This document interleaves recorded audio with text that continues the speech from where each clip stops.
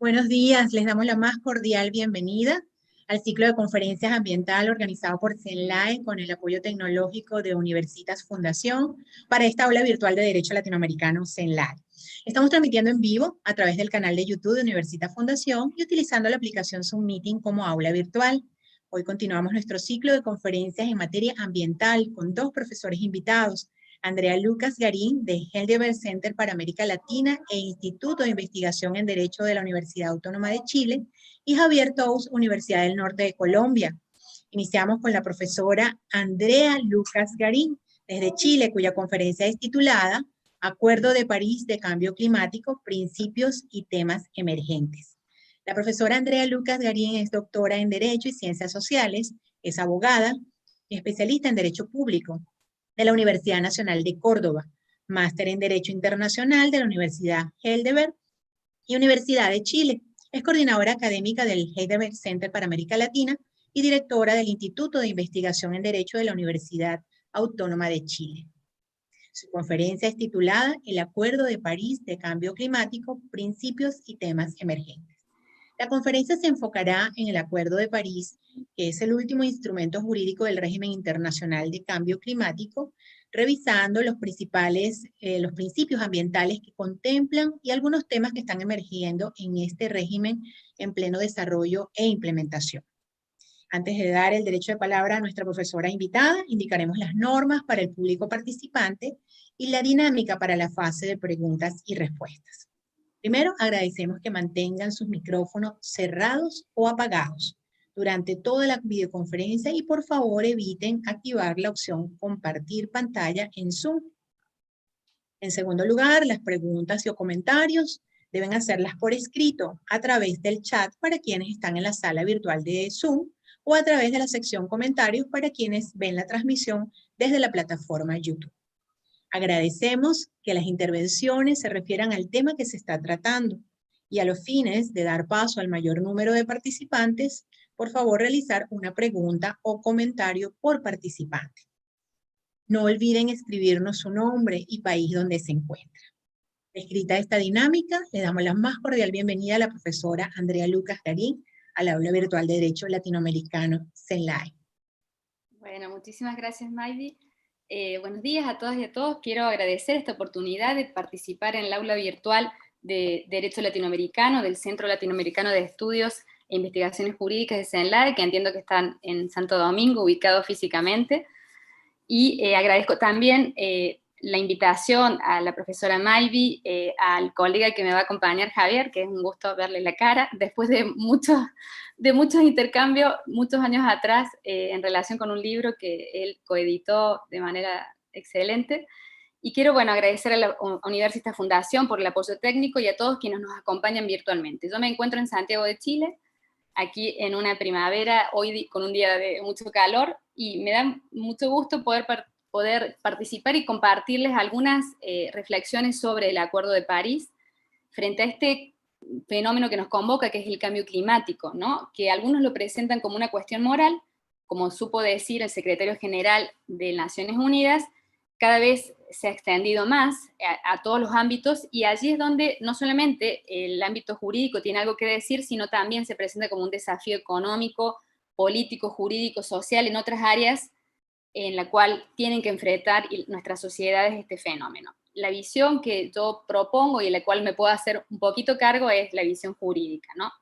La comunidad internacional no se ha mantenido al margen de este problema y ha tomado carta en este asunto desde la década del 90 en adelante, donde se ha ido reuniendo información científica sobre este fenómeno.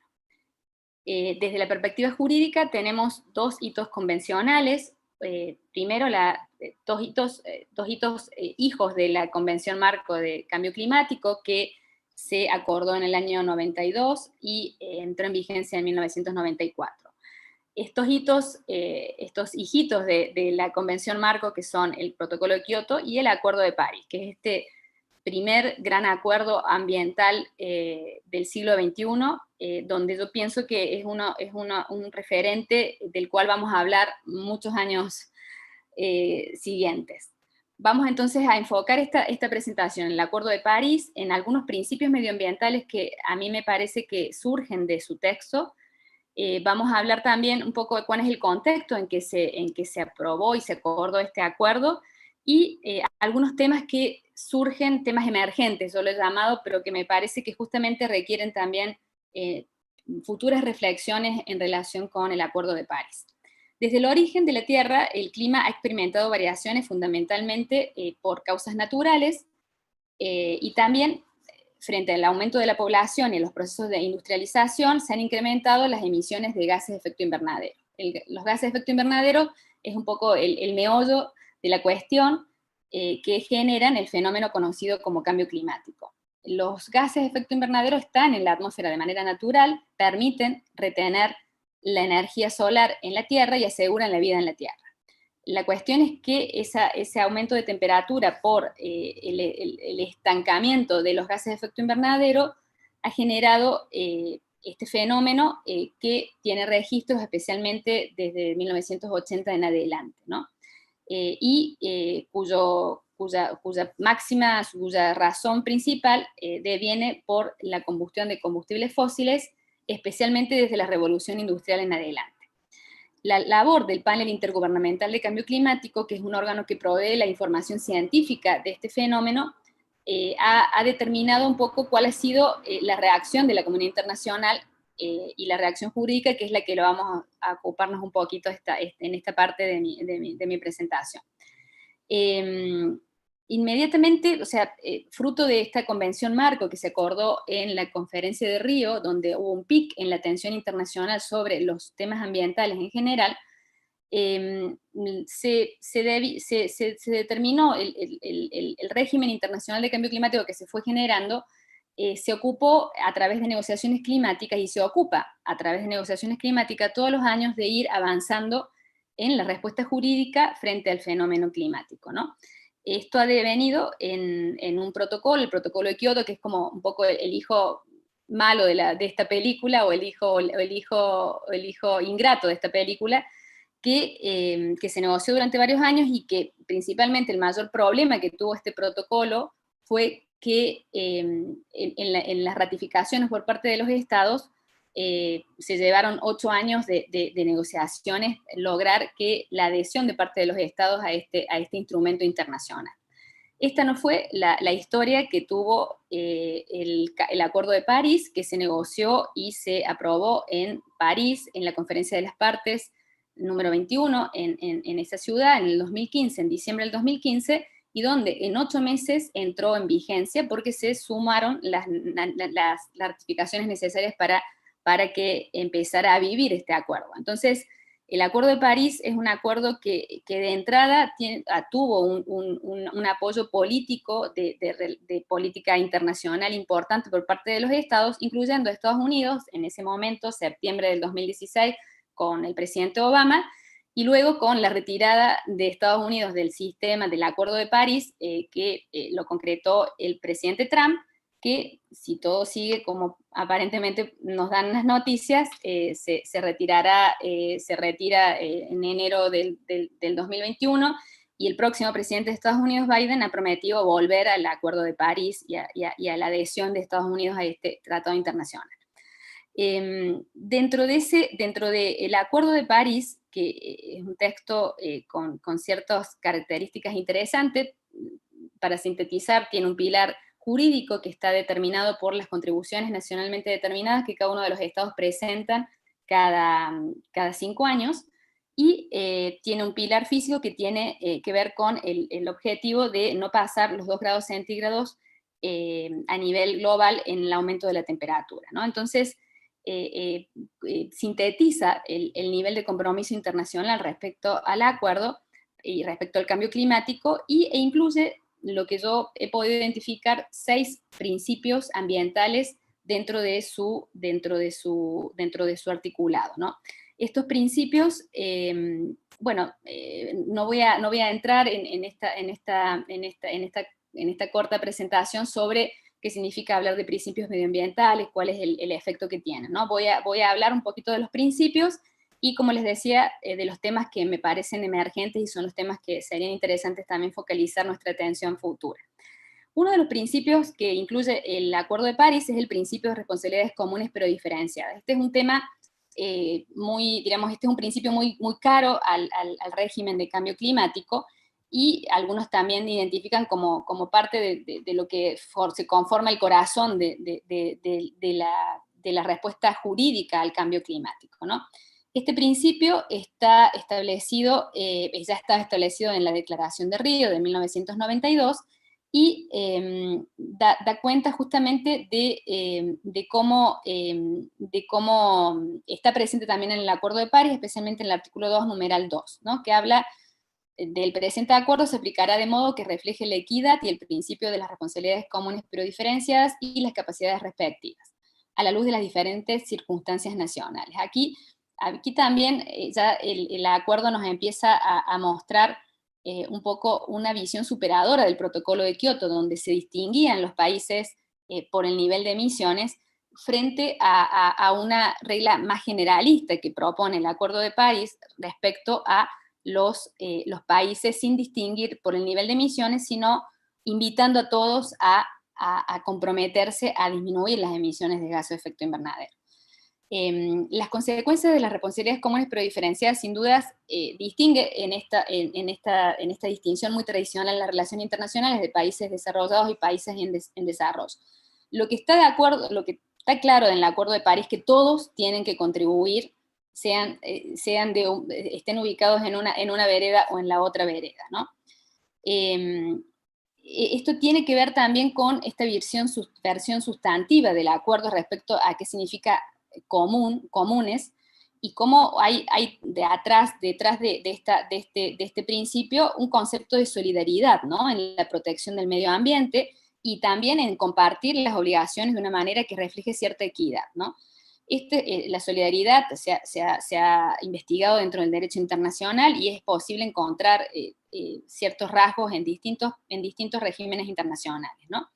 Esto también responde un poco a este concepto de integralidad de la tierra, ¿no? Y cómo hay una responsabilidad global en el cuidado global de la tierra y en este caso del clima, ¿no? Algunos autores, cuando hablan de este principio, dicen que, por ejemplo, Benoit Mayer, que ha trabajado estos temas, él dice que en realidad este principio de responsabilidades comunes pero diferenciadas en el régimen de cambio climático reemplaza el principio de no hacer daño a otro Estado, que es un principio también muy caro dentro del derecho ambiental internacional general, ¿cierto? Y justamente él dice que la inclusión de este principio de responsabilidades comunes en el régimen de cambio climático ha hecho desaparecer este principio básico y más clásico del derecho internacional ambiental, que es el principio de no hacer daño a otro, ¿no? Y cómo con los países desarrollados, evidentemente, que han emitido mucho más, especialmente desde la revolución industrial, donde los países en desarrollo llegamos mucho más tarde a esta revolución o a esta industrialización, tenemos distintas responsabilidades, ¿no? Entonces, este autor justamente menciona esto como un problema, ¿no? Y como una ausencia de responsabilidad en el tratamiento del régimen respecto a justamente estas responsabilidades históricas que los países desarrollados debieran tener mucho más marcada, porque han emitido mucho más emisiones de gases de efecto invernadero, ¿no? Entonces, yo creo que, bueno, me parece interesante la postura, creo que eso es algo realmente para investigar más a fondo. Me parece que el Acuerdo de París propone una mirada del principio de responsabilidades comunes pero diferenciadas, más actualizada, mejor que la del protocolo de Kioto, que evidentemente no funcionó porque solamente para echar a andar estuvo 8 años para lograr el nivel de adhesión de los estados en sumarse al protocolo. Entonces, me parece que esta nueva versión del Acuerdo de París respecto al principio de responsabilidades comunes pero diferenciadas dan cuenta de una visión un poco más a largo plazo de la problemática y de cómo esa visión a largo plazo requiere justamente un régimen internacional y de compromisos más a largo plazo de los estados. Otro de los principios muy caros al derecho ambiental es el principio de desarrollo sostenible. Aquí está evidentemente incorporado desde la visión tradicional del derecho internacional en el Acuerdo de París, y asegura justamente que los aspectos sociales, económicos y ambientales sean considerados en igualdad de condiciones al abordarse el cambio climático, ¿no? Eso es un tema importante. En el artículo 2 también, numeral 1, habla justamente del Acuerdo de París, y cuando habla de desarrollo sostenible, algo también que realmente se merece mucha más reflexión, dice: las partes en el acuerdo impulsan los esfuerzos por limitar el aumento de la temperatura, con preferencia a 1,5 grados y por debajo de los 2 grados, aumentar la capacidad de adaptación y situar flujos financieros a un nivel compatible con una trayectoria que conduzca a un desarrollo resiliente al clima y con bajas emisiones de gases de efecto invernadero. O sea, vemos que el Acuerdo de París, cuando se para frente al desarrollo sostenible, trata de darle un contenido un poco más aterrizado que el habitual, ¿no? Y eso es algo también que se agradece en este acuerdo, que es una versión un poco 2.0 de los acuerdos ambientales previos que se han acordado, ¿no? Algo también interesante que se plantea el acuerdo frente al desarrollo sostenible es la necesidad de actuar específicamente con las medidas de adaptación y conectar adaptación y desarrollo sostenible también, de un modo más íntimo, ¿no? Otra de las cuestiones que se genera y que propone el propio acuerdo es un mecanismo de desarrollo sostenible, que este es un punto que los autores han dicho que, bueno, que requiere darle contenido, ¿no? a este mecanismo dentro del régimen internacional. Algunos dicen que este mecanismo de desarrollo sostenible, que ya, como les digo, es una visión mucho más aterrizada del desarrollo sostenible de la que usualmente incluyen los acuerdos ambientales, requiere justamente establecer un poco qué contenido va a tener este mecanismo. Algunos dicen que podría relacionarse este mecanismo de desarrollo sostenible con el mecanismo de desarrollo limpio, que ya incluía el protocolo de Kioto y que conectaba justamente instrumentos económicos con la lucha contra el cambio climático. Así que ese es un tema ahí diríamos, a desarrollar a futuro. Otro de los principios habla del principio precautorio del Acuerdo de París, y evidentemente el cambio climático requiere un principio precautorio, ¿no es cierto? Requiere una visión que, si bien diríamos, cada día tenemos más certeza de las consecuencias que el cambio climático trae a los sistemas naturales, a los sistemas humanos, eventualmente, si aún no hubiera la certeza total, los estados empiecen a tomar medidas justamente para evitar esos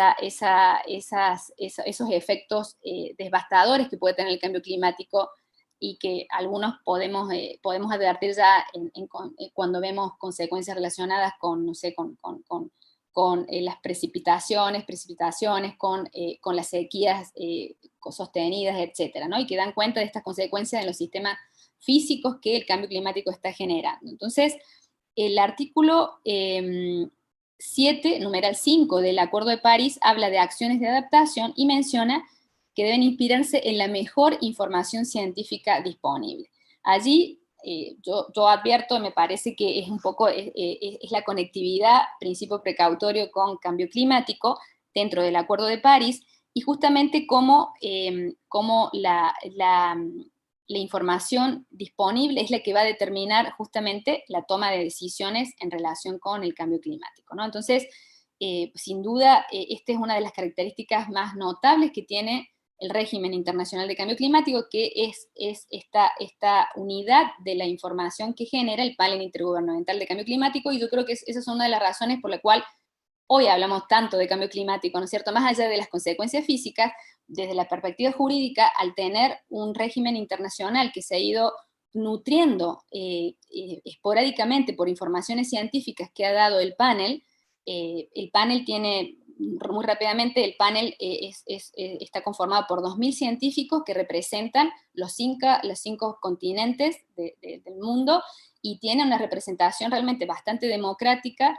Son seleccionados quienes participan justamente por sus especialidades que abarcan la mayoría de las ciencias duras, de las ciencias naturales, ¿no es cierto? Geografía, climatología, físicos, etcétera, ¿no es cierto? Entonces, esa mejor ciencia disponible es la que se va generando este panel, y una de las razones por la cual el régimen internacional ha ido avanzando, me parece a mí, y creo que el principio precautorio está nuevamente referido en este acuerdo y en este régimen internacional que se renueva con el Acuerdo de París. Otro de los principios que me parecen que existen dentro del Acuerdo de París es el principio de equidad. El artículo 4 dice: sobre la base de la equidad y en el contexto del desarrollo sostenible y los esfuerzos por erradicar la pobreza. Ese es otro de los puntos también, que yo creo que es otro de los temas emergentes también. La erradicación de la pobreza es uno de los puntos también que requieren conectar justamente los efectos del cambio climático con la pobreza y cómo esto puede profundizar, ¿no?, ya la pobreza que existe en algunos países, frente a las consecuencias negativas que el cambio climático genera, ¿no? Entonces, la equidad es una invitación que tiene el Acuerdo de París y que tiene dos caras. Uno tiene que ver con la erradicación de la pobreza ahora, o sea, para la generación que está ahora presente, y que también requiere justamente procurar una equidad intergeneracional ahora mismo e intrageneracional, las generaciones que vendrán, como el uso del clima y la protección del clima requiere ser protegido para las generaciones que están ahora y que pueden tener problemas relacionados con la pobreza ahora mismo, fruto del cambio climático, y con las generaciones que vendrán, justamente para que puedan recibir un clima saludable y ese clima evidentemente también permita cuidar el patrimonio natural, los recursos naturales, etcétera, ¿no?, frente a esta integralidad de la tierra y de todos los elementos que la conforman. El quinto principio que me parece que también rescata muy repetidas veces el Acuerdo de París tiene que ver con el principio de cooperación. Yo creo que este es un principio también, este es un poco la gran herramienta que tiene el derecho ambiental internacional específicamente, y cómo es necesario que a través de la cooperación, que también está muy bien, muchas veces repetida en el Acuerdo de París, se avance frente a un régimen internacional que requiere de la cooperación, requiere de los estados para ir avanzando, ¿no? ¿Cómo se presenta o qué caras tiene la cooperación en el Acuerdo de París? Bueno, tiene varias caras. Una tiene que ver con el intercambio de información entre las partes, eso es un punto importante. El Acuerdo de París apunta a aumentar el nivel de información de los estados partes, y eso también ayuda a avanzar en el régimen internacional. Cooperación en actividades conjuntas, cooperación en la coordinación de políticas nacionales, cooperación en los sistemas de financiamiento, etc. Todo eso rescata el Acuerdo de París respecto a la cooperación. El sexto principio, y ya para cerrar esta parte y muy rápidamente comentarles algunos temas emergentes, tiene que ver con la buena gobernanza, el principio de buena gobernanza. Yo creo que hay una evolución del derecho internacional respecto a qué es la buena gobernanza y cómo ella es asumida por el Acuerdo de París a largo plazo y evidentemente lo más estable posible, ¿no? Entonces, cuando hablamos de buena gobernanza referimos también a cómo de manera multinivel el cambio climático tiene que ser asumido. No solamente cuando hablo de multinivel, hablo de distintas dimensiones internacionales, dimensiones nacionales, subnacionales, regionales, requieren hacerse cargo de esta problemática tan compleja que es el cambio climático, y cómo es necesario también emprender acciones transversales y de regulación que también tienen que ser multinivel, ¿no? Entonces, aquí la buena gobernanza requiere un poco generar escenarios de participación lo más amplio posible, y eso es un poco una invitación que me parece que está presente en el acuerdo de París. ¿Cuáles serían los temas emergentes para mí desde la perspectiva del Acuerdo de París? Yo creo que el tema de derechos humanos que está previsto en el preámbulo expresamente me parece que es una conexión que el Acuerdo de París invita a explorar, ¿cierto? El preámbulo dice: reconociendo que el cambio climático es un problema de toda la humanidad y que al adoptar medidas para hacerle frente, las partes deberán respetar, promover y tener en cuenta sus respectivas obligaciones relativas a los derechos humanos. Hay una mención expresa. Aquí cuenta la historia que cuando se negoció esto, especialmente en la COP21, evidentemente había una fuerte presión de las organizaciones, de las ONG, que querían un reconocimiento mayor de esta conectividad de derechos humanos y cambio climático de una forma mucho más expresa. Esto es lo que se logró. Aquí también hay distintas interpretaciones, o sea, la mención de los derechos humanos está, por ejemplo, para autores como Daniel Bodansky, significan que la disposición no amplía las obligaciones de los países en materia de derechos humanos, más bien se refiere a las obligaciones respectivas de las partes. Queda por entonces ver si los derechos humanos proporcionan una base cierta sobre la cual se va a construir algo. Mi lectura es que sí, y creo que hay una conexión expresa, donde también hay un apoyo doctrinario en conectar cambio climático y derechos humanos, ¿no es cierto? Y también un poco superar estas fragmentaciones del derecho internacional que son muy fáciles de encontrar cuando estamos frente a un régimen particular, como es el caso de cambio climático, ¿no?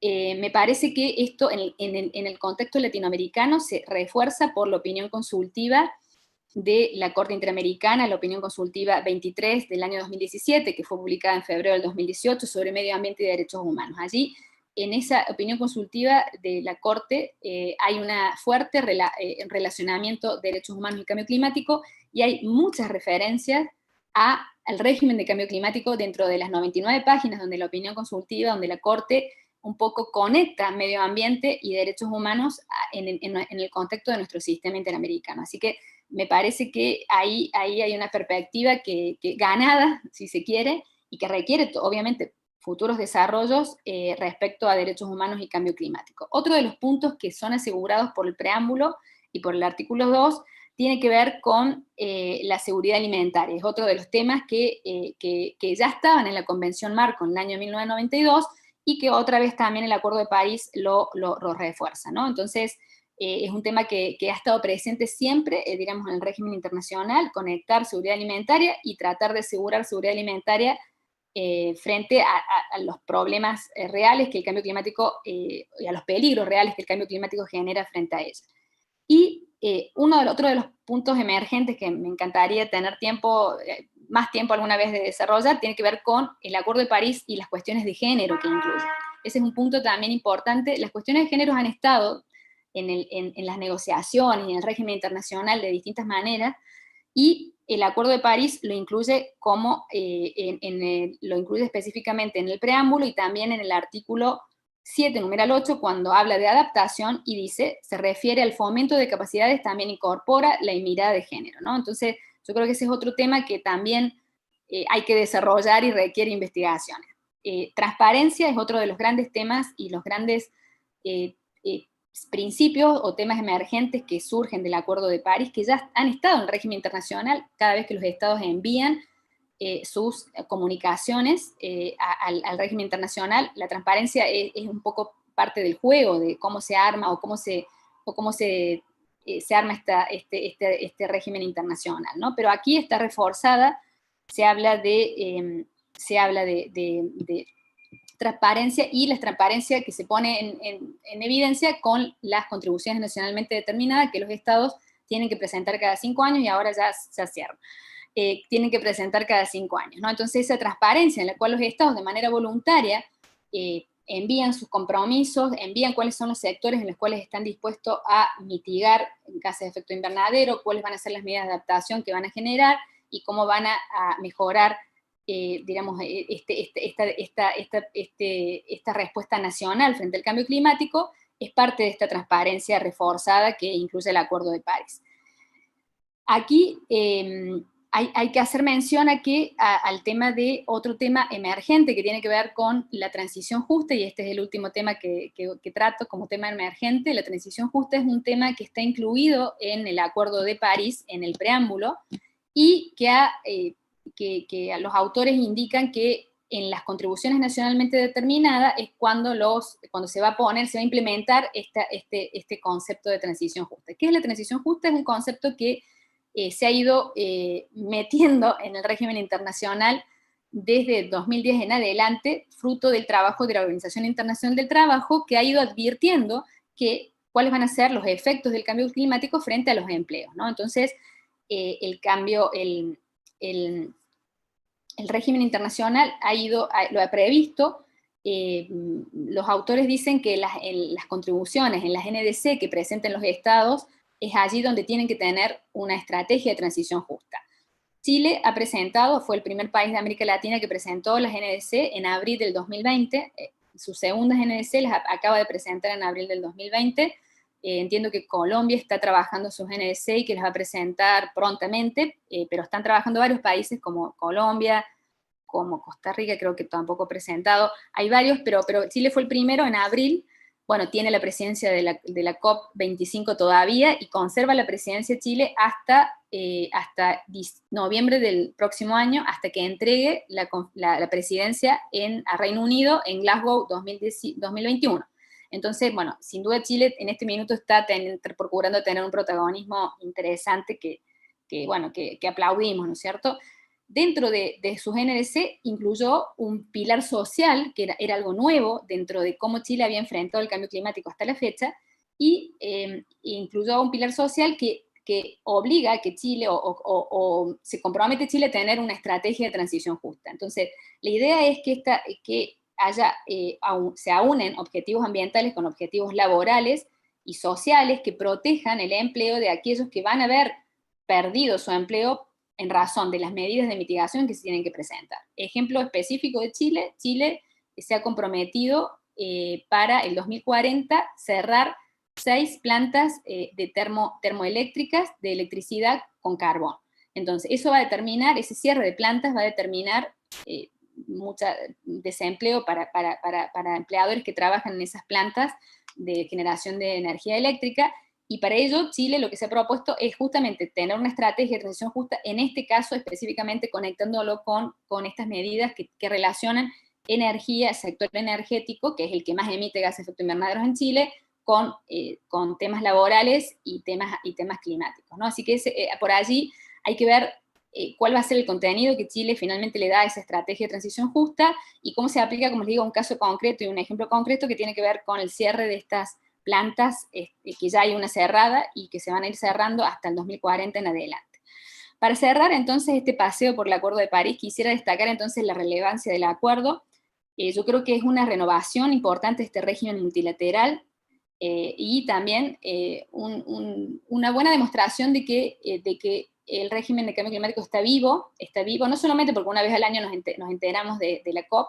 Este año 2020 no vamos a tener COP, la pasada fue Santiago-Madrid, que iba a ser en Santiago, iba a ser el evento más grande que iba a tener la región por muchos años, la COP25, y no se pudo hacer por el estallido social que tuvo Chile. Entonces se trasladó a Madrid y tuvimos una COP un poco austera y un poco políticamente un poco posiblemente afectada por no poderse hacer acá. 2020 no tenemos COP y la próxima es noviembre de 2021 en Glasgow, a cargo de Reino Unido, donde ahí Chile va a pasar la posta. Entonces, me parece que el Acuerdo de París demuestra esta necesidad, abre una esperanza en el ámbito multilateral y en general y específicamente frente al cambio climático. Hay una renovación entonces de los compromisos de los estados y renueva también este enfoque de acción climática mancomunada donde se requieren ciertos principios en la implementación. El Acuerdo de París está en proceso de implementación y estos principios que yo he mencionado pueden, estoy segura que van a determinar un poco cómo se va a hacer esa implementación, porque tienen que estar presentes, al igual que estos temas emergentes que plantean. Así que bueno, yo quiero agradecerles la invitación, disculparme porque me he pasado un poquito, y bueno, escuchar acá con mucho gusto a mi colega Javier. Muchas gracias, May. Gracias a usted, profesora, por su extraordinaria exposición. Continuamos con nuestro siguiente profesor invitado, es el profesor Javier Tous, es profesor del Departamento de Derecho de la Universidad del Norte de Colombia, es investigador del Centro de Derechos Humanos, Universidad Pantio-Nazas, Francia, doctorando y magíster en Derechos Humanos, Universidad Pantio-Nazas en Francia. Su conferencia es titulada Responsabilidad Empresarial y Crisis Climática. La conferencia del profesor desarrollará 3 premisas fundamentales. Primero, cómo el cambio climático impacta de forma negativa el goce efectivo de los derechos humanos. En segundo lugar, no solo los estados, sino también las empresas contribuyen con sus emisiones de gases de efecto invernadero al cambio climático. Quien ha contribuido y siga contribuyendo, es la tercera premisa, al cambio climático, son responsables por las vulneraciones a los derechos humanos.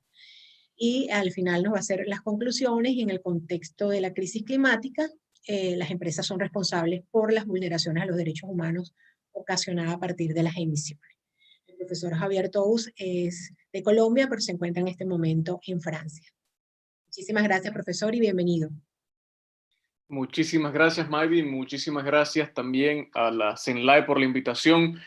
Un gusto conocer de cara a Andrea, con quien hemos trabajado en muchísimos proyectos y hemos intercambiado muchísimos correos, pero al final nunca habíamos tenido la oportunidad de vernos.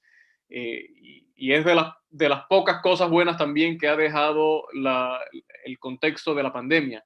Agradecerle muchísimo también a Andrea que nos hizo un magnífico paseo por el Acuerdo de París y finalmente tocó un tema muy importante y es decir, la problemática que genera el calentamiento del planeta y la problemática que genera el cambio climático no es un mero asunto de huracanes, no es un mero asunto de calentamiento, de aumento del nivel del mar, no.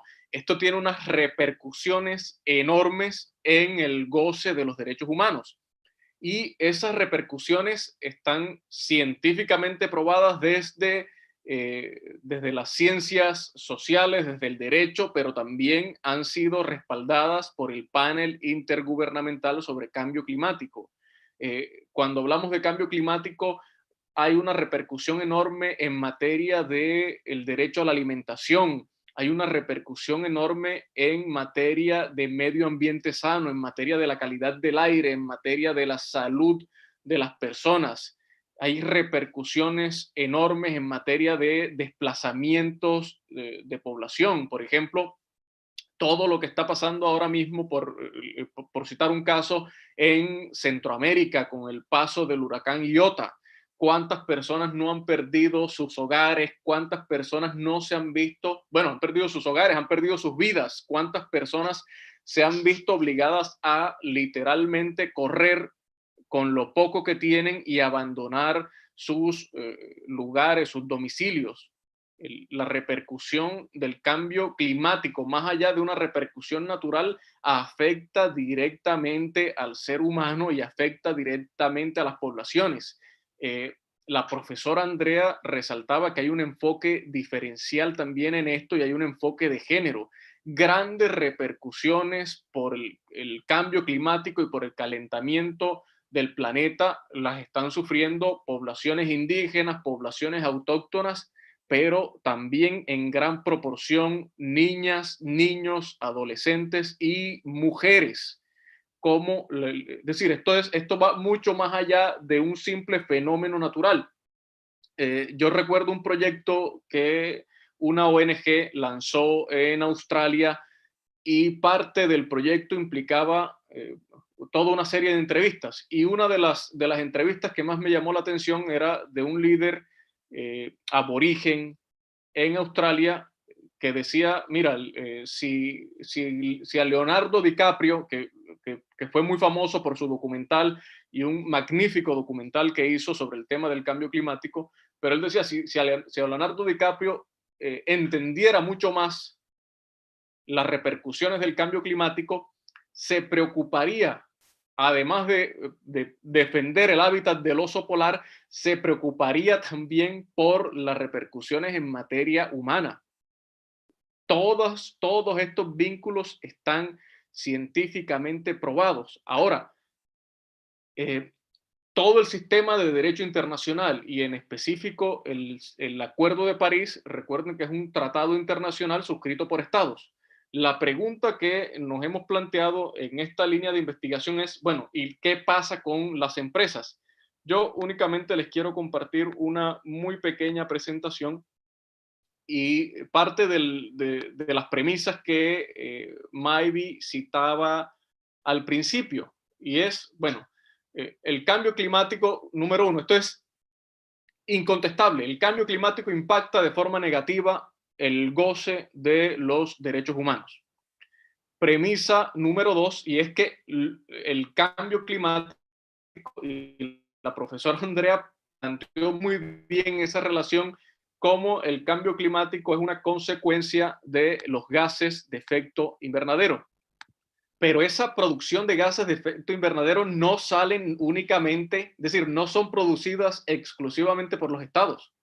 Esos gases de efecto invernadero también son producidos y creería yo, me atrevería a decir que en mayor proporción por empresas privadas. Piensen en empresas del sector minero energético, piensen, por ejemplo, en Colombia hay una gran polémica ahora por el tema de las emisiones del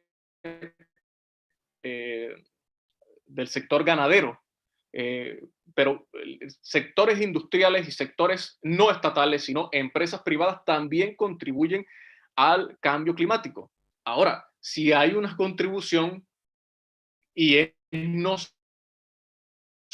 es exclusiva de los estados, sino que también participan las empresas, esa participación empresarial a través de sus emisiones al cambio climático debería tener también una repercusión en materia de responsabilidad por contribución al cambio climático y también por contribuir al cambio climático y a su vez impactar de forma negativa los derechos humanos.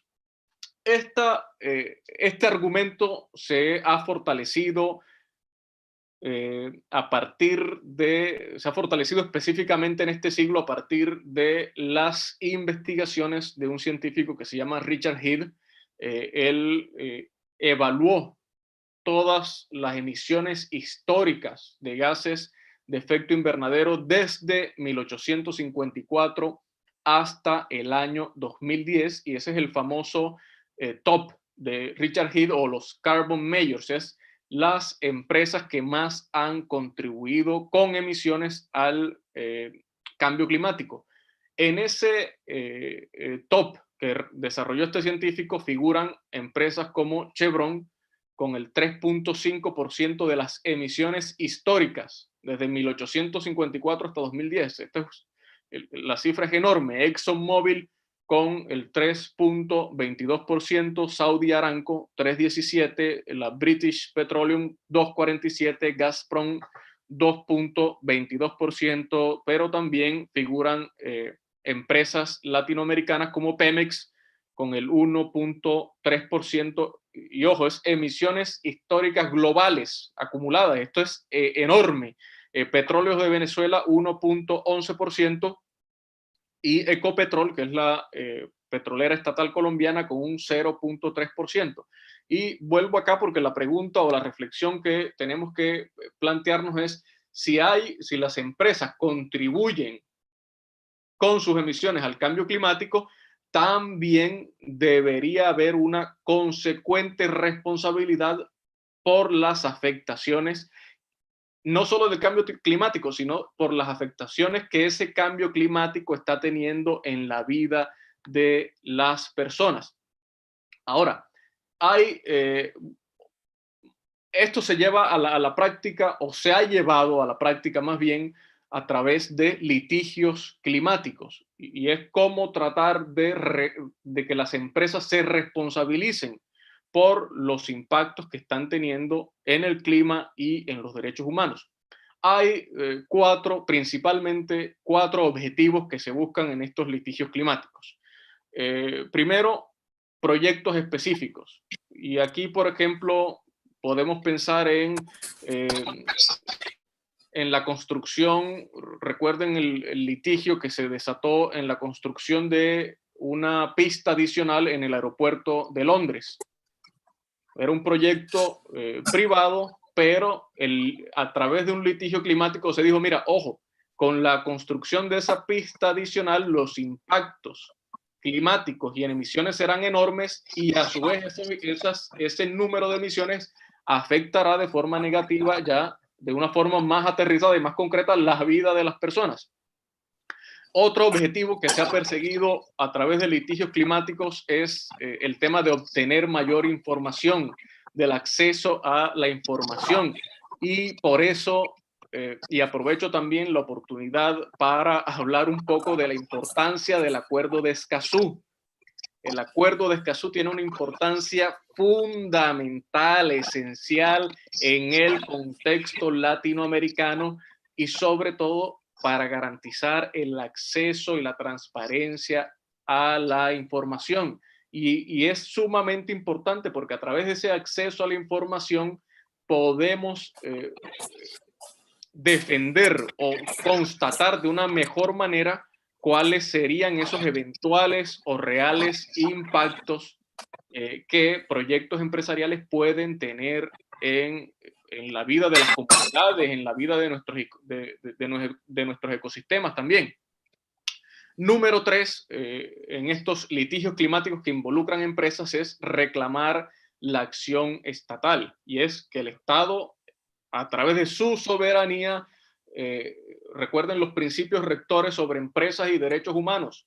Principio número 1 dice: el Estado tiene que proteger. ¿Y cómo tiene que proteger el Estado? Crear una cultura corporativa, y la cultura corporativa es decirle: mire, empresas aquí en Colombia, aquí en Venezuela, aquí en Chile, aquí en Costa Rica, mis reglas son estas, y mis reglas incluyen, entre otras cosas, mis compromisos climáticos, y mis compromisos climáticos tienen que ir en sintonía con lo establecido en el Acuerdo de París. Es decir, a mí no me interesa que una empresa haya suscrito, y ojo, porque jurídicamente no es viable que una empresa ratifique un tratado internacional, pero la discusión va más allá de eso. El Estado diría: mira, empresa, tú no has suscrito el tratado internacional, pero yo, como Estado soberano, sí ratifiqué el Acuerdo de París y estoy comprometido como Estado en las metas tanto del Acuerdo de París como del panel intergubernamental de reducir las emisiones y alcanzar también el objetivo de reducir la temperatura, y por lo tanto cualquier actividad empresarial que se desarrolle en mi territorio tiene que ir acorde con esos objetivos. Y número 4, en estos objetivos de litigios climáticos que involucran empresas, de pronto podría ser el más complejo, y es el acceso a remedios, es que una empresa efectivamente compense los daños que ha ocasionado por sus contribuciones al cambio climático, medibles tanto en emisiones como en impacto a los derechos humanos. Por ejemplo, pensemos en Colombia, por ejemplo, hemos tenido varios casos donde la Corte Constitucional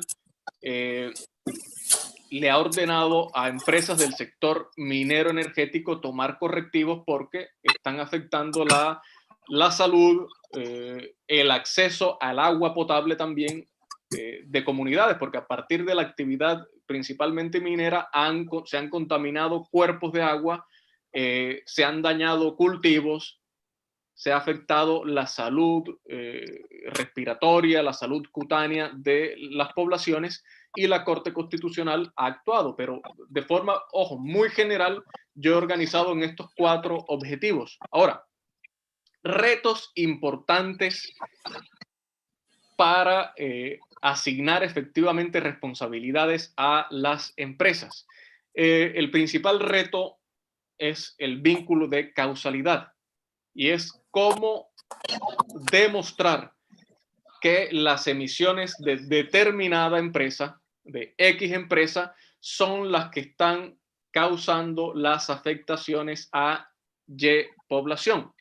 Y este reto es sumamente importante porque este reto se ha empezado a atacar, a derrumbar con el mismo avance de la ciencia. Por ejemplo, en Alemania hay un caso sumamente interesante, y es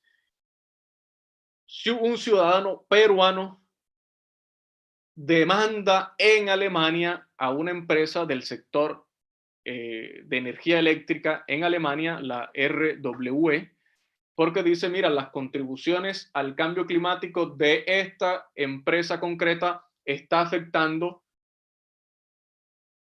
el medio ambiente de una población específica en el Perú. Y es como, y esto también tiene que ver un poco con el tema de la espacialidad, cómo lo que está realizando una empresa en determinada parte del mundo termina afectando a poblaciones que se encuentran en otros territorios.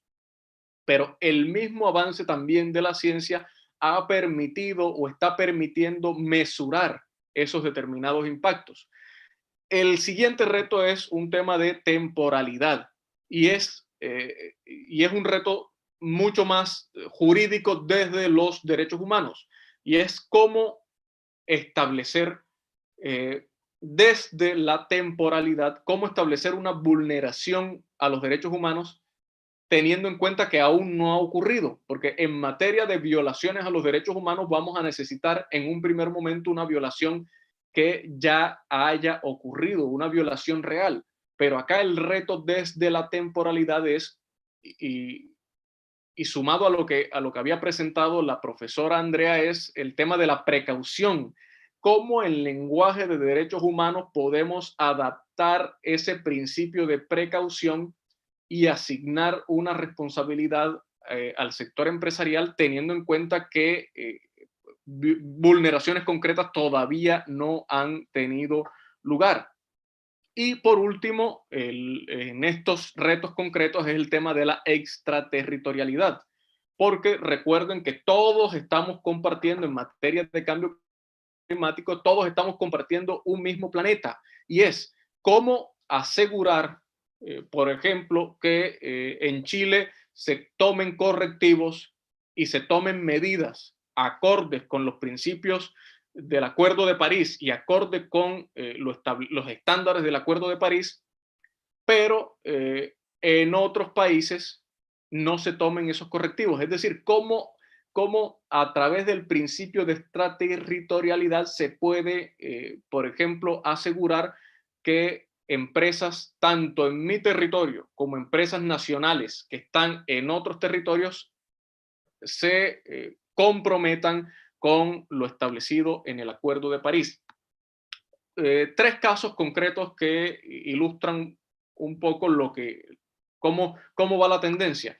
El primero es el de Greenpeace Filipinas contra las Carbon Majors, y es a partir de la publicación del reporte de Richard Heath de las Carbon Majors, Greenpeace Filipinas inició un proceso jurídico de responsabilidad civil contra las principales empresas que contribuyen al cambio climático a través de sus emisiones, pero teniendo en particular un foco desde los derechos humanos, y es cómo estas empresas a partir de sus emisiones están afectando el derecho a la salud de los filipinos, y es el derecho a tener el más alto nivel de salud física y mental, y también un tema de alimentación, saneamiento básico, vivienda adecuada y autodeterminación del pueblo filipino. Está en curso. Otro muy interesante y también está en curso es el de la ONG Amigos de la Tierra contra Shell en los Países Bajos. A partir, nuevamente también, se toma el número de emisiones, porque lo importante, el avance de la ciencia hoy, y es moralmente o políticamente, si lo quieren llamar, algo muy interesante, porque antes una empresa podía decir, mira, es que yo no puedo medir eso. Yo no sé si yo estoy contaminando o no sé si no estoy contaminando. Y hay algo que varios autores han desarrollado y han denominado como el conocimiento culpable. Y es un poco el desarrollo de la debida diligencia empresarial, diciéndole a las empresas, no basta con decir que tú no sabes si contaminas o no contaminas. A partir de tu debida diligencia empresarial, tú, si no lo sabes, deberías comenzar a analizar cuáles son los impactos de tu actividad empresarial, tanto en materia medioambiental como en los derechos humanos. Este litigio climático de Amigos de la Tierra contra Shell es muy importante porque le ha pedido, la ONG le pide al juez, mire, ordénele a Shell que actúe acorde con los principios del Acuerdo de París. Y esto ya marca una pauta muy revolucionaria que todos los que estamos trabajando en torno al Acuerdo de París estamos atentos a ver qué va a pasar. Y este proceso tiene mucho que ver también con un litigio climático que está en curso en Francia contra la empresa del sector de energía francesa Total. Y al igual que en el proceso de Shell, se le está pidiendo a un juez que asigne responsabilidades a las empresas frente al Acuerdo de París. El argumento de las empresas es simple, dicen, mira, ese es un acuerdo internacional suscrito por estados y yo como empresa no soy un estado. Los argumentos de la parte demandante dicen, mira, número uno, no eres un Estado, pero en tu política empresarial has anunciado tu compromiso con el Acuerdo de París. Es decir, no eres un Estado, no lo has suscrito jurídicamente como un Estado a nivel internacional, pero has anunciado en tu política empresarial que estás comprometido con el Acuerdo de París. Entonces, o nos estás mintiendo a nosotros, o le estás mintiendo al juez, o nos estás engañando por algún lado. Pero sobre todo, el otro argumento dice, mira, no importa que seas una empresa y que como empresa no hayas suscrito el Acuerdo de París. Lo importante aquí es que eres una empresa francesa. Lo importante aquí, en el caso de Shell, es que eres una empresa holandesa y tanto Francia como Holanda suscribieron el Acuerdo de París.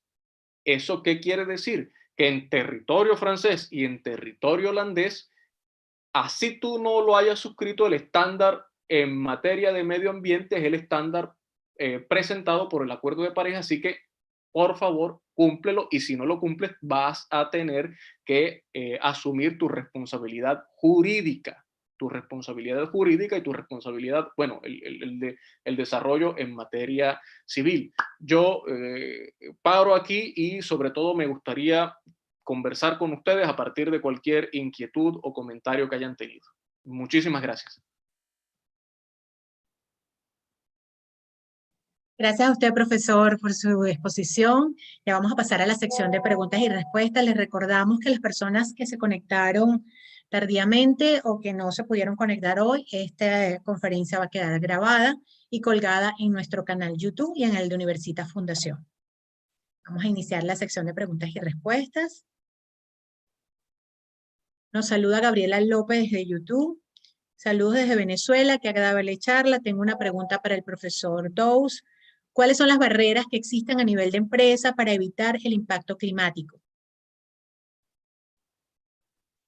Bueno, la barrera fundamental es hoy es establecer ese vínculo de causa-efecto. Es decir, si en un, por ejemplo, contexto colombiano, y es ubicarnos un poco en el contexto colombiano, hay muchas empresas del sector minero energético en el departamento más al norte del país, que es La Guajira. Pero yo tengo, por ejemplo, afectaciones en Cartagena, que todos, si no la conocen, han escuchado hablar de Cartagena. Cartagena hoy tiene una crisis medioambiental tremenda, erosión costera, el acceso al agua potable, y sobre todo lo interesante o lo más triste es que siempre los más afectados son la población más pobre. Entonces la pregunta es, ¿quién debería ser responsable? Porque son afectaciones ocasionadas a raíz del aumento del nivel del mar.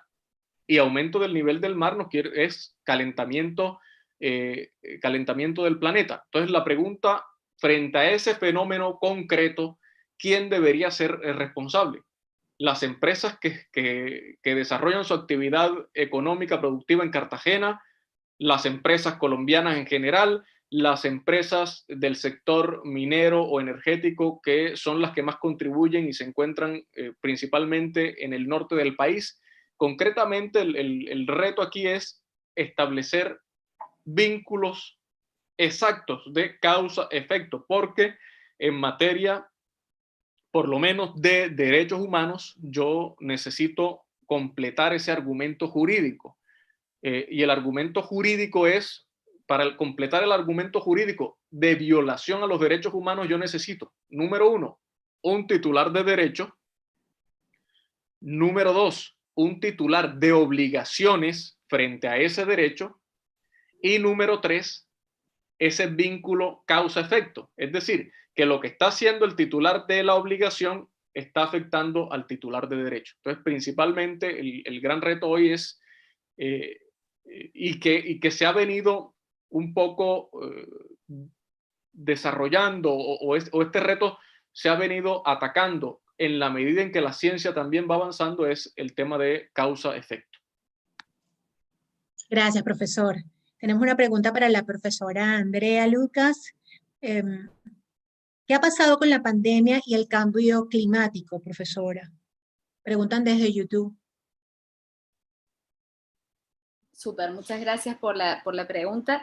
La verdad es que la pandemia nos ha generado impactos en todos los ámbitos de nuestra vida, y evidentemente el derecho también, y los estados también tienen un papel fundamental respecto a cómo va a ser la recuperación económica una vez que la pandemia termine, ¿no? Entonces, esa es un poco la buena noticia que ha traído el cambio climático, que ha traído la pandemia, es que se registran disminuciones de gases de efecto invernadero a nivel global, justamente por el parate terrible que han tenido todos los estados en relación con la pandemia, fruto de estas cuarentenas obligatorias y este parate global, ¿no?, que ha tenido la economía a nivel general en todos los ámbitos, ¿no? Esa es la buena noticia, que confirma el origen antropogénico del cambio climático y de los gases de efecto invernadero, ¿no? Algo que se ponía en duda 25 años atrás. La pregunta que genera la pandemia es cómo va a ser la recuperación una vez que termine la pandemia, o desde ya con algunas medidas de reactivación que los gobiernos nacionales están lanzando, ¿no es cierto? Y ahí tenemos dos posturas. Una es que proponen el uso intensivo de recursos petrolíferos que no se han usado en este tiempo, en este año, para lograr esa recuperación más rápida. Y aquellos que hablan de una recuperación más verde, y ahí evidentemente siempre el ejemplo y siempre el caso es la Unión Europea, que a partir del Pacto Verde ha propuesto evidentemente una recuperación verde. Entonces, yo creo que la pandemia es una oportunidad, especialmente pensando en la última crisis financiera del 2008, donde hubo planes nacionales de reactivación que estuvieron justamente enfocados en recuperaciones más verdes, ¿no es cierto? Entonces, ese apoyo de los gobiernos para reactivar sus propias economías deben estar, esta es mi opinión y de muchos, deben estar enfocados en recuperaciones verdes, justamente que vayan enfocados en no el uso intensivo de recursos petrolíferos, sino justamente en sectores y en ámbitos de las economías que estén dispuestos a dar un poco el salto justamente para lograr menores emisiones de gases de efecto invernadero en las actividades. Así que bueno, como todo, la pandemia, como toda crisis, puede ser una oportunidad de mejora y de recuperaciones más verdes. Así que bueno, ojalá que hacia allí vayan, especialmente nuestros países latinoamericanos. Al menos es una respuesta y una expresión de deseo también. Así es. Saludos desde Costa Rica. ¿Qué mecanismo permite para compensar las emisiones del Acuerdo de París? No sé para quién es la pregunta, es para la profesora Andrea. ¿Qué mecanismo permite para compensar las emisiones del Acuerdo de París? Bueno, ahí yo escuchaba recién muy atentamente la excelente exposición de Javier, que hablaba también de compensación, ¿no? Específicamente dentro de los litigios, que me parece que es un tema a desarrollar, ¿no? A desarrollar. El Acuerdo de París, en realidad, cuando estamos frente al régimen internacional de cambio climático y las respuestas nacionales, las respuestas o sea, cuando se habla de compensación, se hablan centralmente de la inclusión de instrumentos económicos en la lucha contra el cambio climático. Entonces allí hay en general, o sea, para minimizar, hay dos posibles herramientas o instrumentos económicos, ¿no? Uno tiene que ver con los impuestos verdes, que muchos estados han echado manos respecto a la lucha contra el cambio climático, especialmente Chile, en una modificación del régimen tributario del 2016, que entró en vigencia el 2016, incluyó impuestos verdes para grandes emisores de gases de efecto invernadero, ¿no? Entonces, en una medida bastante criticada de todos modos y con poco impacto, porque en el fondo eran muy pocos los grandes emisores que entraban dentro de esta reforma tributaria a los cuales iban definidos y iban estos impuestos enfocados, ¿no? Y el otro instrumento más desarrollado con implementación todavía en desarrollo, es un work in progress, son los mercados de emisiones, ¿no?, de gases de efecto invernadero, como instrumento económico, y ese es un tema que se discute dentro del régimen internacional, dentro de las COP se ha discutido, ¿no? Entonces, los mercados de emisiones de gases de efecto invernadero permiten la compensación, permiten fijar límites a ciertos sectores de la economía a niveles de emisiones. Esos generan bonos, y esos bonos pueden ser comprados por empresas que exceden digamos, su cuota de emisión, y con eso se puede llegar a ciertos niveles de compensación. El mercado de emisión más conocido es el mercado europeo, que tiene mercado de emisiones desde hace varios años, y claro, ha tenido tiene distintas voces a favor y en contra, justamente por el valor de los bonos que han tenido altas y bajas, ¿no? Especialmente generados a partir de la crisis financiera del 2008 y los efectos posteriores. Entonces, esos serían los mecanismos más conocidos de instrumentos económicos para luchar contra el cambio climático. El tema de subsidios también es un punto importante, y eso lo conecto con la respuesta de recién respecto a la recuperación, ¿no es cierto? Verde, la recuperación después post-pandemia económica. Ahí puede haber instrumentos que justamente se enfoquen en subsidiar ciertas áreas o ciertos sectores de la economía, siempre que estén dispuestos a incorporar, por ejemplo, tecnología más amigable o menos emisora de gases de efecto invernadero. Así que esos serían más o menos los mecanismos, pero siempre es un tema, especialmente el mercado de emisiones, es un tema que está en las negociaciones y que está en la agenda de las COP, y ha estado en la de la COP25, y bueno, probablemente esté en la de la COP26 el año que viene en Reino Unido. Así que esos serían los mecanismos más conocidos. Sí, en la sala virtual, en el aula, buenos días a los presentes, nos saluda Alicia Monaga. Felicito nuevamente a la sala Zenlai por abordar estos temas trascendentales. Me gustaría preguntarle a los panelistas, primero, si el Acuerdo de París, por ser suscritos por los estados, son leyes en estos territorios. ¿Cómo evitar que los sujetos evadan su obligatoriedad y, por supuesto, su responsabilidad? Y segundo, a la profesora Lucas le formularía la siguiente pregunta. Usted hizo referencia a los temas emergentes del acuerdo. Me interesa conocer su opinión sobre la pobreza energética, pues hizo referencia a una transición justa, dado que solo hizo referencia al tema del trabajo. Profesor, iniciamos con el profesor Javier. La primera, me parece, Javier. Sí, no, muy apropiado, y esto también es un llamado de atención, porque miren, es decir, el Acuerdo de París y la lucha contra el cambio climático no acaba en el Acuerdo de París, o más bien, no acaba con la firma del Acuerdo de París, porque a muchos países se les ha olvidado, y aquí no es un tema de buscar responsables o asignar culpas, pero muchos países se han quedado con la simple firma y con la simple ratificación.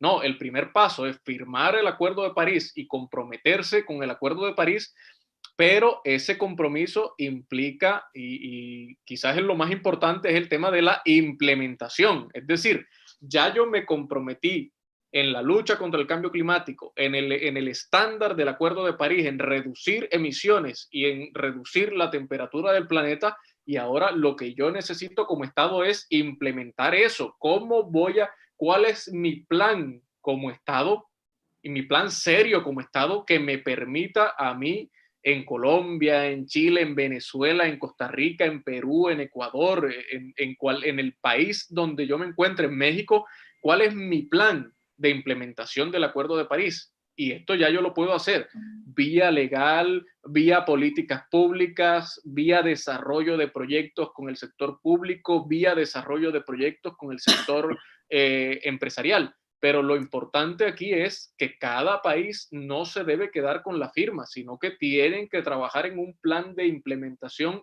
ojo, serio. ¿Y serio qué implica? Que me permita realmente, que me permita seriamente reducir emisiones y alcanzar los objetivos del acuerdo.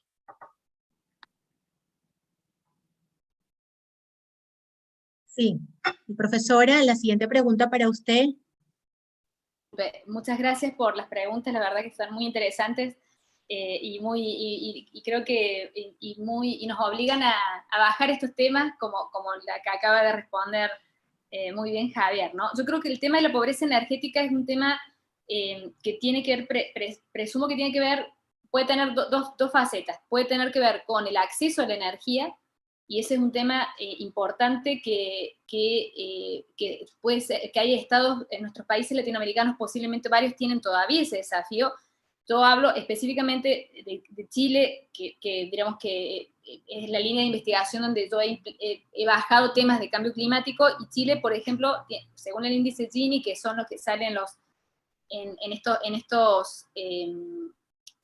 informes del Banco Mundial sobre el nivel de desarrollo, etcétera, Chile tiene un 99% de acceso a la energía asegurado, con lo cual es un país pequeño, pero que tiene un gran nivel de acceso a energía asegurado. La cuestión es qué tipo de energía, y de ahí también podemos conectar con la pobreza, cuál es el tipo de energía que asegurada por Chile, y cuánto esa energía genera emisiones de gases de efecto invernadero. Chile está, al menos desde las contribuciones nacionalmente determinadas, ha planteado, y desde antes, ¿no? Tiene un plan de descarbonización de su matriz energética, que lo viene implementando paso a paso, y que en este momento, bueno, está, como les digo, en la fase de cerrar 6 plantas de energía eléctrica con suministro de carbono, desde ahora, una que ya está cerrándose ahora, hasta el 2040, ¿no?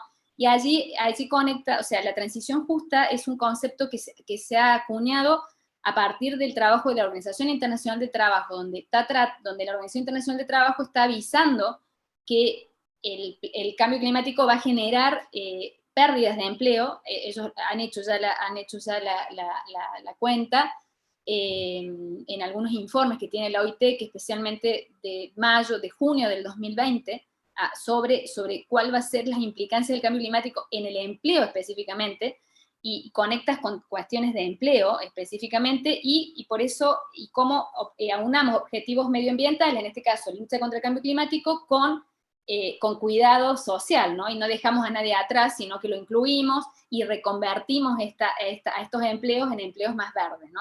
Y en la necesidad de que los estados bajen en la implementación de estos objetivos del compromiso del Acuerdo de París, y no que cierren plantas y que quede gente sin trabajo, porque ahí tenemos un problema social que se va a generar, y que fruto de las consecuencias del cumplimiento de estos compromisos que hablaba Javier. Entonces, allí Chile está al menos comprometido con implementar la transición justa, específicamente en este momento con la estrategia energética, justamente para mudar y para lograr cierta mejora de su eficiencia energética, de su matriz energética, con este cierre de plantas. Y bueno, ¿y qué va a pasar con ese personal? Eso es lo que va a procurar cubrir esta estrategia de transición justa, que Chile en este momento está viendo cómo lo va a hacer. O sea, no es un tema en desarrollo. Hay varios países de América Latina que están en lo mismo. Colombia tuvo un evento la semana pasada del Ministerio del Medio Ambiente, que está viendo cómo va a armar su estrategia de transición justa, cómo va a armar transición justa, y cómo la va a bajar, cómo lo va a implementar, como decía Javier. Costa Rica también está un poquito más avanzado. Entonces, estamos en este minuto, los estados latinoamericanos al menos este es un concepto nuevo, o sea, tan nuevo que en Chile, o sea, que como presidente de la COP, todo se ha desarrollado de octubre del 2019 hasta ahora. O sea, estamos en un concepto nuevo que hay que darle contenido, y la eficiencia energética es uno de los puntos, pero es un punto más amplio, ¿no? Porque como bien el ejemplo que estaba dando Javier, perfecto, o sea, una ciudad sumamente turística que está teniendo un impacto por el cambio climático, y cómo su gobierno se hace cargo de eso. Puede ser este concepto de transición justa, cómo se reconvierte toda la gente que estaba asignada a temas de turismo, etcétera, ¿no? He estado en una maravillosa ciudad de Cartagena, y por eso lo digo, ¿no? Entonces me preocupa lo que estás diciendo, Javier, ¿no? Estuve algunos años atrás, no hace tanto, 3 años, así que no hace tanto, pero bueno, es preocupante, ¿no? Y ver cómo implementamos y le damos contenido a estos conceptos. Ese es el desafío de nuestros estados, y bueno, y ojalá que nosotros podamos aportar desde la academia. Así es, y a través de las empresas, programas de desarrollo sostenible y programas sociales. El profesor Javier, le tenemos una pregunta por YouTube para el profesor Tous. El cambio climático se reconoce como una de las amenazas más graves a que se enfrenta la humanidad. ¿Se ha avanzado a nivel empresarial con programas que minimicen la crisis climática? Sí, hay muchas empresas que ya sea desde la sostenibilidad empresarial, los objetivos del desarrollo sostenible, plantean muchos estándares en materia climática, o ya sea desde la responsabilidad social empresarial, o concretamente desde la responsabilidad empresarial en derechos humanos. Los principios rectores de Naciones Unidas sobre empresas y derechos humanos le asignan a las empresas el deber de respetar los derechos humanos. Y ese respeto a los derechos humanos pasa por la debida diligencia. Y esa debida diligencia pasa por un conocimiento, número uno, de los impactos que la actividad empresarial genera tanto en los derechos humanos como en el medio ambiente, y a partir de ese análisis de impacto, lo siguiente es tomar medidas de solución de esos impactos o de mitigación de esos impactos. Entonces, muchas empresas efectivamente están desarrollando proyectos de mitigación ambiental o de implementación de tecnologías amigables o de energías limpias, de energías verdes, pero todavía, es decir, es un porcentaje, no son todas. Lo importante, y esto también va a variar dependiendo de las regulaciones de cada país, porque estas son iniciativas que van a partir de la voluntariedad de las empresas, dependiendo del estado donde se encuentren.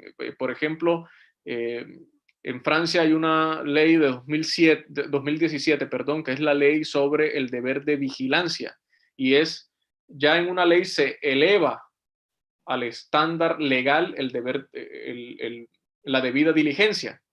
Pero en la gran mayoría de países, incluidos nuestros países latinoamericanos, todavía la debida diligencia queda en un gran porcentaje a ser desarrollada desde la voluntariedad, desde lo voluntario, no como una ley, como una verdadera obligación jurídica, ¿vale? Así es. Para el profesor Tous, Alicia Monagas, desde la sala virtual, nos pregunta: profesor, me gustaría conocer su posición sobre la obligatoriedad de las empresas de incorporar en sus políticas de responsabilidad el reciclaje de los dispositivos, de los paneles solares y las aspas. Sí, bueno, en sintonía con la pregunta anterior, es decir, esos estándares no son como tal obligatorios. Lo que tiene que hacer, lo que se dice, y otra vez vuelvo a los principios rectores sobre empresas y derechos humanos, los estados tienen que crear una cultura corporativa. Y es decir, mira, empresas en mi territorio tienes que cumplir con estos estándares climáticos y con estos estándares en materia de derechos humanos. Eso los estados lo pueden hacer vía regulación, por ejemplo, y el instrumento que ha sido más usado son los planes nacionales de implementación de los principios rectores. Colombia y Chile fueron pioneros en implementación de planes nacionales de acción, pero, es decir, los planes nacionales de acción quedan como una política pública, no todavía como no en el estándar legal. Es decir, todavía se le da a las empresas cierto margen de acción, y no estamos en esa orilla de la obligatoriedad.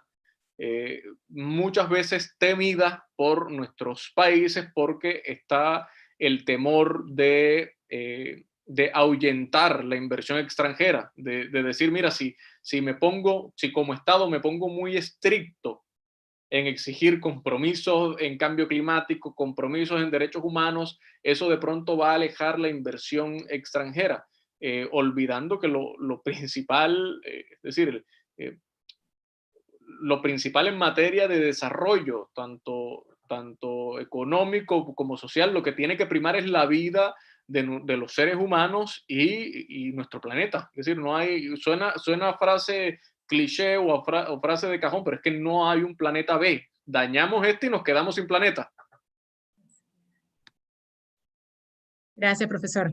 Nos preguntan desde YouTube: saludos al profesor y a la profesora, ¿cuándo y cómo revisarán los países sus compromisos adquiridos por el Acuerdo de París? Profesora Andrea. Sí, en realidad los compromisos son voluntarios a partir de este pilar jurídico que tiene el Acuerdo de París. Entonces los estados cada 5 años los presentan, y hay un seguimiento por parte del régimen internacional. Lo presentan en secretaría y va a haber un seguimiento que todavía no está claro cómo será, pero al menos hay una transparencia que en estas NDC que los presentan los estados, que nos ayuda a todos, ¿no? A todos, a los ciudadanos, a las organizaciones no gubernamentales en cada uno de los estados, a ver el nivel de compromiso, ¿no? Como les decía, América Latina está presentando esas NDC y están en proceso de enviarlos, ¿no? Varios países específicamente. Así que el seguimiento se va a hacer en el seno de las conferencias de las partes y del régimen internacional. Y bueno, lo novedoso que tiene el acuerdo en general va a ser, va a haber va a haber una sumatoria de emisiones globales que va a hacer todo el régimen internacional al 2025, así que va a ser muy interesante ver cómo estas sumatorias de emisiones que los estados, estos compromisos que los estados han ido asumiendo, especialmente frente al Acuerdo de París, especialmente con las primeras NDC que se enviaron en el 2015, antes de la firma del acuerdo, y las que están ahora renovándose en el 2020, un poco ver los resultados, ¿no? De ya empezar a monitorear un poco los resultados y cuán eficaces han sido estas medidas que los estados nacionales se han tomado, y qué impacto han tenido en la bajada, esperemos, del nivel de emisiones de gases de efecto invernadero a nivel global, y eso el conteo se va a hacer en el 2025. Así que bueno, en el fondo son distintos niveles de compromiso sobre los cuales los estados van avanzando, y esperamos que así sea, ¿no? Que ese sea el camino. La profesora se tiene que retirar porque tiene otro compromiso académico. Le damos la más cordial agradecimiento por su conferencia extraordinaria y por este debate de ideas con el profesor Javier. Continuamos con el profesor Javier porque hay otras preguntas. Gracias, profe. Bueno, ningún problema. Yo no tengo problema. Me puedo quedar un ratito más si quiere. Okay. Sí, lo que está bien. Lo que usted quiera, ¿no? Como quiera. No, está bien. Lo decía por usted que me había participado, que tenía la otra conferencia. Puedo quedar un ratito más. Como es viernes, despeje un poquito, así que gracias. Gracias. Si no hay problema, los escucho, y si puedo ayudar, acá estoy. Ok. Continuamos con las preguntas que tenemos por acá.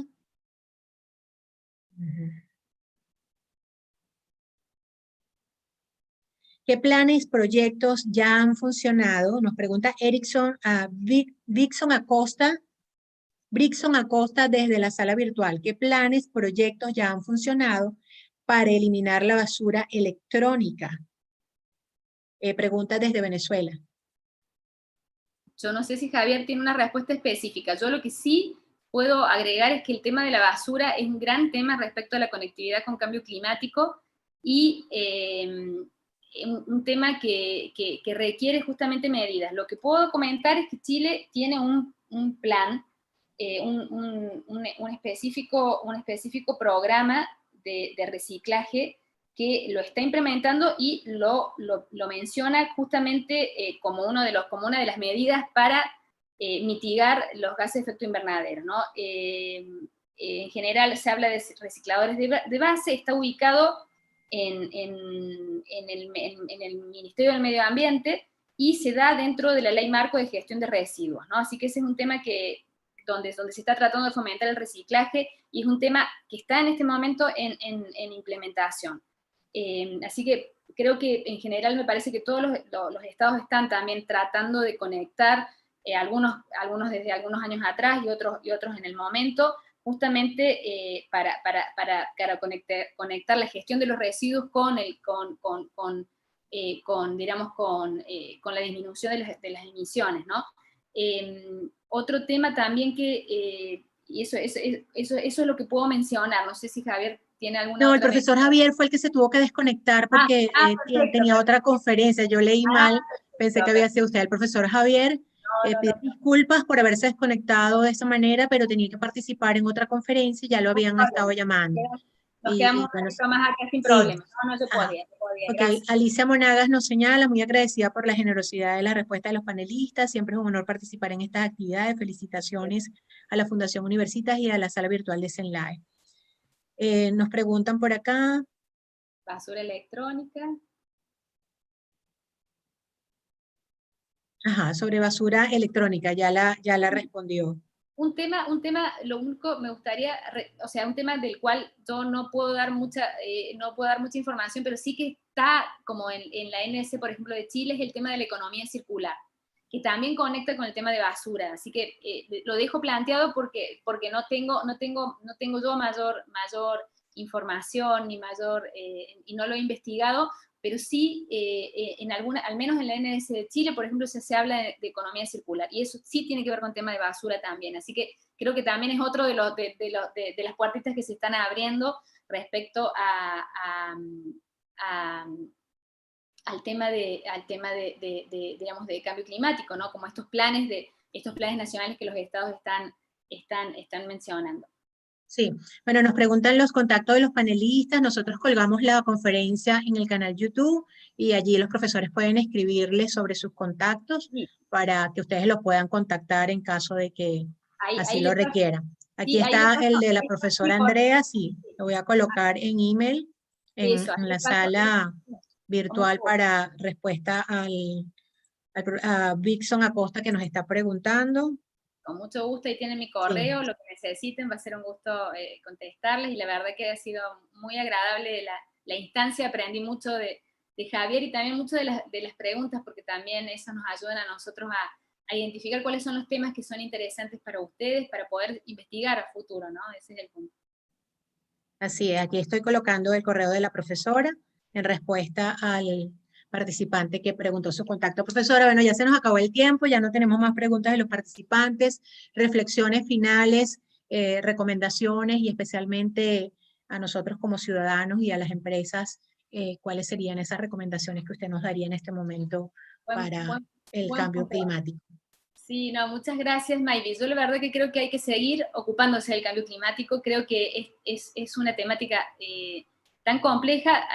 Se ha definido, y yo lo he definido en algunos trabajos, como un wicked problem, un problema retorcido, ¿no? Esos problemas que requieren que no hay una respuesta única, que aunque nosotros hoy demos una respuesta desde alguna perspectiva jurídica o científica, seguramente vamos a tener que recalcular muy rápidamente. Entonces es un tema a largo plazo que requiere muchas acciones individuales, por ejemplo, las que hablaban de la basura, acciones estatales y acciones de las empresas también, ¿no? Creo que Javier nos ha demostrado cuál es el impacto que la actividad empresarial tiene en el nivel de emisiones de gases de efecto invernadero, y cómo es necesario que no perder de vista que el cambio climático requiere realmente del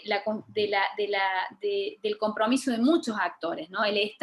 Los estados, por cierto, porque son quienes asumen los compromisos frente al Acuerdo de París y frente a la comunidad internacional, y son quienes nos representan, pero no perder de vista a las empresas que compramos. Nosotros tenemos un gran poder que tiene que ver con nuestra capacidad de consumo, también tener en cuenta eso cuando vamos a comprar algo, también tener en cuenta a quién se lo estamos comprando. Entonces creo que es un problema tan retorcido que requiere de la confluencia de muchos factores y de muchos actores. Entonces, no perder de vista también nuestro poder, que en el caso desde el partida del mercado se genera a partir de nuestro consumo, y seguir ocupándonos del tema, ¿no? Yo siento que tengo muchas cosas todavía que investigar y que aprender en cambio climático, y ojalá que esa inquietud la sigan teniendo todos los que nos han escuchado y nos han acompañado hoy, Mayvi. Muchas gracias por esta excelente conferencia y la excelente instancia para conversar. A usted por su participación en su extraordinaria conferencia, además que nos invita a reflexionar y a concientizarnos que hasta en nuestro consumo debemos de estar alertas de lo que estamos consumiendo. En este momento hay muchos programas verdes en todas las ciudades de las principales capitales del mundo, y especialmente hasta para comprar un café, lleva tu taza y todos los días con tu misma taza, y no utilizar este material que lo que hace es contaminar el ambiente. Así que bueno, desde CENLAE le damos las gracias, también de parte de Universitas Fundación, estamos a la orden para ese tipo de investigaciones y programas para nosotros también promoverlas en nuestra aula virtual.